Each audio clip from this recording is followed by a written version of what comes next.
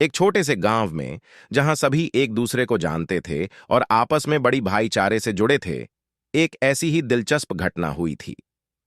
एक दिन गांव के बच्चे रामू और श्यामू नदी के किनारे खेल रहे थे। वे खुश थे और नदी के पानी में खेलते हुए अपनी मस्ती में धूमधाम से उड़ते थे। तभी एक आवाज सुनाई दी, बच्चों, देखो, वहां एक लड़का पानी में डूब रहा है। रामू और श्यामू उस दिशा में देखने के लिए उत्सुक हो गए। वास्तव में एक छोटा बच्चा पानी के मध्य में लहरा रहा था, जबकि उसके साथ कोई और नहीं था। रामू और श्यामू तत्कालता से कूदकर पानी में पहुंचे और उस बच्चे को बचाने के लिए कड़ी मेहनत करने लगे। वे संयमपूर्ण, साहसी और सहयोगी थे। रामू ने बच्चे को पकड़ा और श्यामू ने उसे किनारे तक ले जाने के लिए प्रयास किया। रामू और श्यामू तत्कालता से कूदकर पानी में पहुंचे और उस बच्चे को बचाने के लिए कड़ी मेहनत करने लगे। वे संयमपूर्ण, साहसी और सहयोगी थे। रामू ने बच्चे को पकड़ा और श्यामू ने उसे किनारे तक ले जाने के लिए प्रयास किया।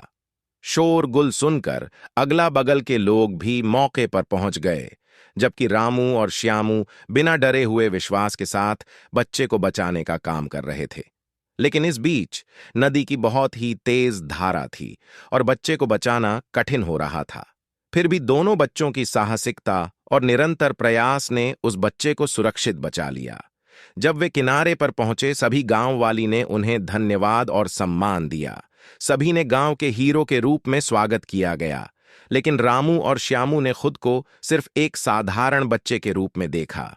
वे बस यह जानते थे कि जब किसी की मदद की जरूरत होती है तो मदद की जानी चाहिए, चाहे मदद किसी जानवर की हो या इंसान को।